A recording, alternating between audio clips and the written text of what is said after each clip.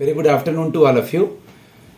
मैं अपने एक स्टूडेंट का इंटरव्यू लेने जा रहा हूं जो कि उत्तर प्रदेश से हैं। ऑलरेडी इंटरव्यू स्टार्टेड हैं सारे स्टेट्स के, कुछ स्टेट्स के बचे हैं जो कि शुरू हो जाएंगे। आप मुझसे कांटेक्ट कर सकते हैं मेरे नंबर पे 7503235358 पे। स्टार्ट करें बेटा, मे आई कम इन सर से? May I come in, sir? Yes please come. Good afternoon, all of you. Very good afternoon, बैठिए। Thank you, sir. सबसे पहले आप मुझे ये बता दीजिए कि अभी उत्तर प्रदेश में आपके आसपास के खेतों में क्या लगा होगा या किस चीज़ की कटाई हुई है? सर अभी उत्तर प्रदेश में पैडी की कटाई हुई है और सर नई फसल लगाने के लिए अभी गेहूं लगाया जाएगा। ओके, मुख्यतः लगा आपके चुके हैं ना बल्कि घर के आसपास जो किसान हैं अभी उनके जो मेन काम है वो गेहूं में लगे हुए हैं। हाँ जी।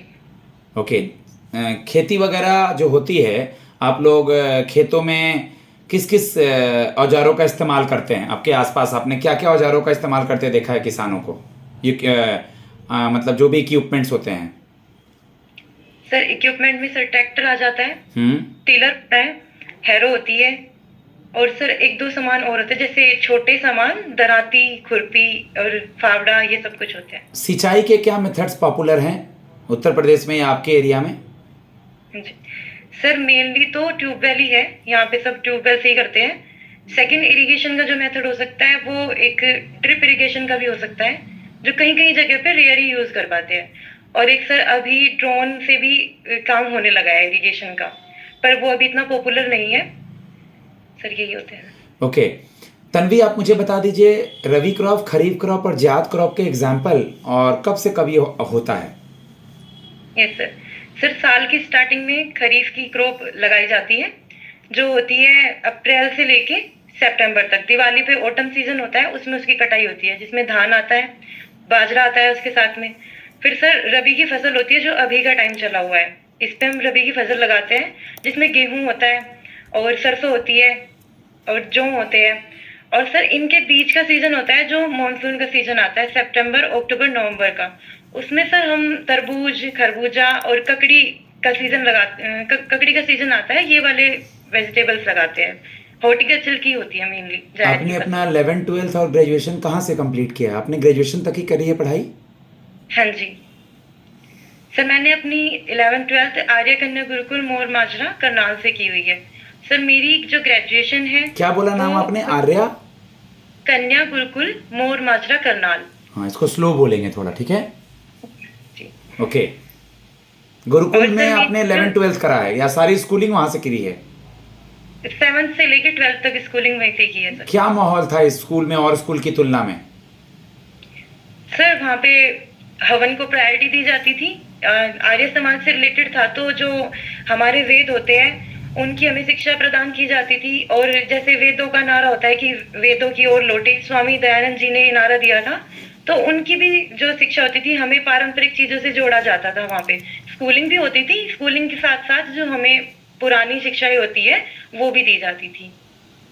Good, very good. बाकी स्कूल्स में सर जैसे एनुअल फंक्शन वगैरह होते हैं और मतलब इतना ज्यादा पुरानी चीजों से जुड़े हुए नहीं होते। हमारे वहाँ पे जलसा होता था, उसमें हमारे भजन कीर्तन वगैरह होते थे और संध्या होती थी बड़ी, जिसमें हमारे जो 4 वेद हैं उनके मंत्रों का उच्चारण होता था। गुड। आपने ग्रेजुएशन कौन से ईयर में पूरा किया? सर मैंने अपनी ग्रेजुएशन 2021 में कंप्लीट की थी, कुरुक्षेत्र यूनिवर्सिटी कुरुक्षेत्र हरियाणा से। उसके बाद आपने क्या किया?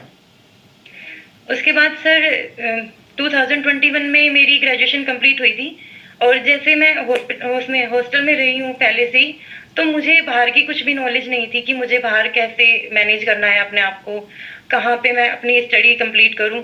तो उसके बाद जब लॉकडाउन पूरी तरह से ख़त्म हो गया तब मैंने 2022 की स्टार्टिंग में मैंने अपनी ग्रेजुएशन के बाद में गवर्नमेंट एग्जाम की तैयारी के लिए प्रिपरेशन स्टार्ट कर दी थी और तब से सर अभी तक मैं गवर्नमेंट एग्जाम की प्रिपरेशन ही कर रही हूँ। गवर्नमेंट वर्ड लेके नहीं आएंगे, कितनी बार सिखाया है पहले भी। कॉम्पिटिटिव एग्जाम्स या बैंकिंग या इंश्योरेंस एग्जाम्स। आप मुझे ये बता दीजिए कि हरियाणा में और दिल्ली में, उसके बाद आपके यूपी के आसपास के और भी राजस्थान में पराली जलाने का बहुत बड़ा इशू है, तो क्या इसका कोई स्कीम ऐसा है जिससे किसानों को समझाया जा सके या आप बैंकर बन जाएंगी तो उनको बता सकें, उनको गाइड कर सके सरपंच के द्वारा चौपाल वगैरह पे, कोई भी स्कीम या कोई नॉर्मल कोई मेथड? सर जो उत्तर प्रदेश की स्कीम है, अब इतना ज्यादा पोल्यूशन हो गया था तो सरकार ने एक स्कीम लॉन्च की है, खाद लो पराली दो, जिसमें सर 5 टन पराली गवर्नमेंट हमसे लेती है और उसके बदले 1 टन खाद देती है। सर ये तो स्कीम है। और सर जो हम प्रबंधन कर सकते हैं, हम उसका घास के रूप में इस्तेमाल कर सकते हैं और पराली को हम जैसे खेत में बिछा सकते हैं जिससे कि वो खाद के रूप में इस्तेमाल हो जाएगी, या फिर हम जैसे छप्पर वगैरह होते हैं उन पे भी डाल सकते हैं ताकि छांव के लिए उसको इस्तेमाल कर सके। ठीक है, आप मुझे ये बता दीजिए कि भारतीय रिजर्व बैंक ऑफ इंडिया के गवर्नर कौन है अभी? मिस्टर शक्तिकांत दास जी। ओके, और अभी हाल ही में मौद्रिक नीति, मॉनेटरी पॉलिसी सुनी है वर्ड आपने? हाँ जी कुल कितने मेंबर होते हैं? सर, इसमें टोटल 6 मेंबर होते हैं। 3 नए मेंबर बनाए गए हैं सरकार की तरफ से, भारत सरकार की तरफ से, उनका नाम पता है क्या? जी सर, जी पहले है सर श्री सौगत भट्टाचार्य जी, दूसरे नागेश कुमार जी, तीसरे कोई बात तीसरे आदमी कोई बात नहीं। रिकॉल नहीं कर अभी पा रही यूपी के बहराइच में दशहरा के समय में कुछ हुआ था, 1-2 लाइन में कुछ आइडिया? हूँ। यस सर, सर वहाँ पे दशहरा के बाद में जब मूर्ति पूजा को लेके जा रहे थे, मूर्ति पूजा करने के लिए लेके जा रहे थे, तो उस पे सांप्रदायिक दंगा भड़क गया था कि किसने, जैसे बोल ऐसा बता रहे हैं कि हिंदुओं ने तेज आवाज में गाने चलाए और मुस्लिम ने उनको चलाने के लिए मना की, तो वहाँ पे हिंदू मुस्लिम की इस वजह से लड़ाई हो गई थी क्योंकि उनका कोऑर्डिनेशन नहीं हो पाया था। हमारा भारत हिंदू मुस्लिम सिख ईसाई सब एक बराबर है, सबको मिलके रहना चाहिए।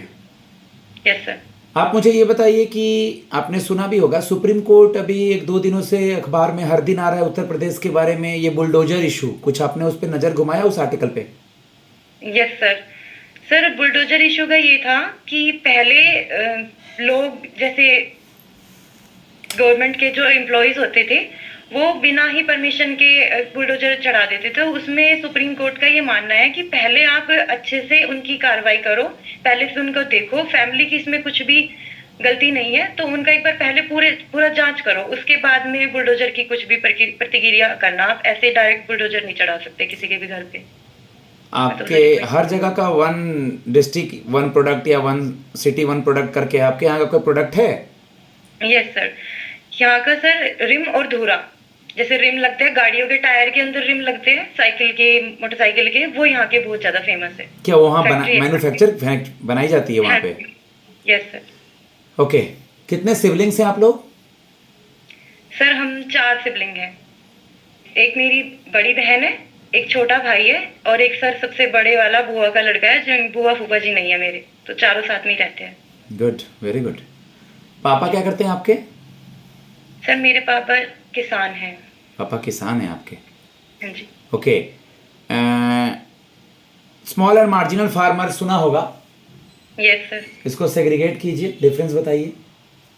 जी सर, सर स्मॉल फार्मर वो होते हैं जिनके पास जमीन 1 हेक्टेयर से नहीं, 1 हेक्टेयर से 2 हेक्टेयर के बीच में होती है, या फिर हम कह सकते हैं कि 2.5 एकड़ से 5 एकड़ के बीच में होती है।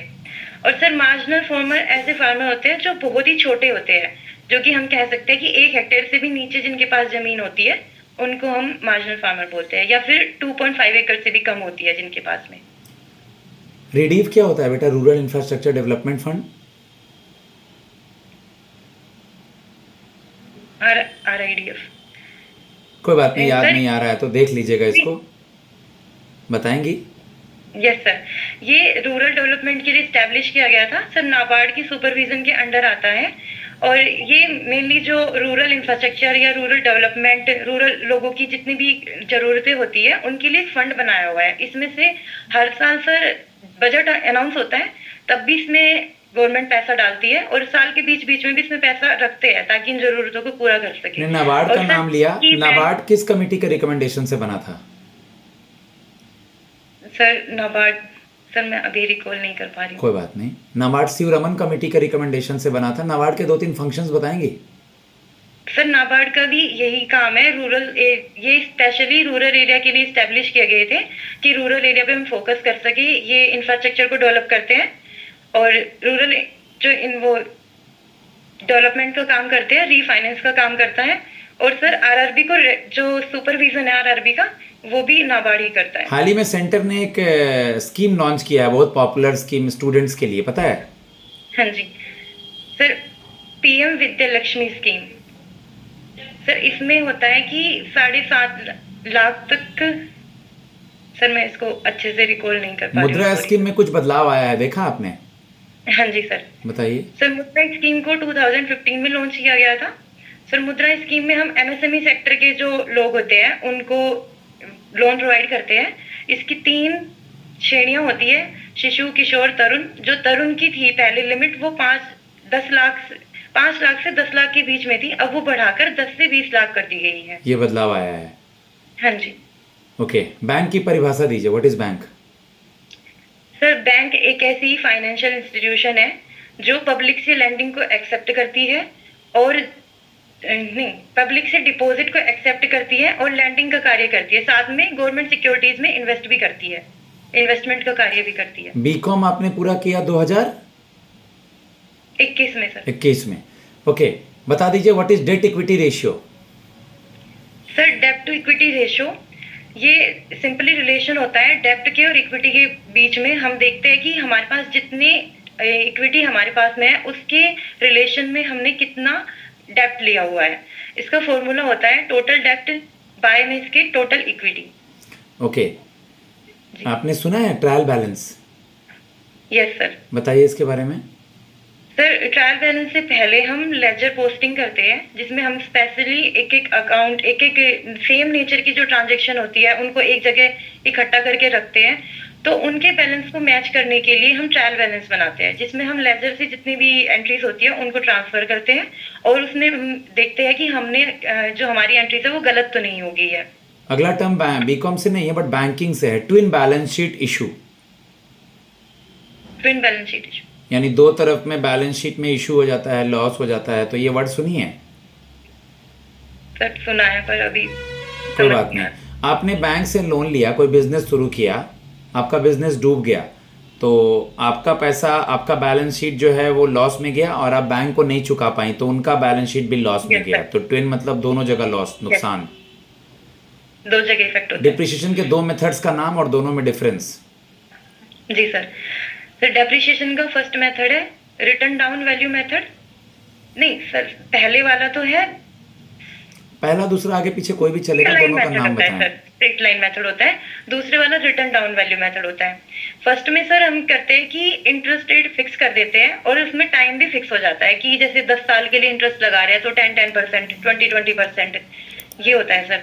और रिटर्न डाउन वैल्यू में सर ये होता है कि पहले साल जो एसेट की वैल्यू होती है उस पर इंटरेस्ट लगता है, फिर इंटरेस्ट को माइनस करके जो वैल्यू आती है फिर उस पर इंटरेस्ट लगता है। फिर थर्ड ईयर में सर जैसे सेकंड ईयर में से इंटरेस्ट माइनस कर दिया, उसके बाद में उस पे वो फिर इंटरेस्ट लगता है बची वैल्यू पे। तो इसमें ग्रेजुअली इंटरेस्ट लगता है, वैल्यू कम होती चली जाती है। गुडविल तो हमें दिखता नहीं है, तो हम इसको गुडविल को कैसे डिफाइन करेंगे बेटा? गुडविल सर इंटेंजिबल एसेट होता है। ये एक टाइप से कंपनी या फिर किसी इंडिविजुअल बिजनेस की रेपुटेशन होती है। तो सर खत्म करने को पूछते हैं। टेंजिबल और इंटेंजिबल एसेट में किस में आएगा गुडविल? इंटेंजिबल एसेट होता है सर। क्या डिफरेंस होता है दोनों में? सर इंटेंजिबल एसेट वो होती है जिनको हम देख नहीं सकते, छू नहीं सकते, जिनको हम बस फील कर सकते हैं कि ये वाली एसेट हमारी होती है, जैसे कि ट्रेडमार्क हो गया, पेटेंट हो गया, गुडविल और कॉपीराइट हो गई सर। और टेंजिबल एसेट वो होती है। ठीक है, आपकी पोस्टिंग हम यूपी में कहीं भी कर देंगे एज ए गर्ल, कहीं नया शहर, नया जगह, कल्चर बदल जाएगा, तो आप कैसे मैनेज करेंगी बैंक में और लोगों के साथ, मतलब कैसा व्यवहार करेंगी, अपना खुद खाना पीना कैसे खाएंगी, नए जगह में कैसे रहेंगी? सर फर्स्ट ऑफ ऑल तो मुझे हिंदी लैंग्वेज आती है, उत्तर प्रदेश की जो लैंग्वेज है वो हिंदी ही है।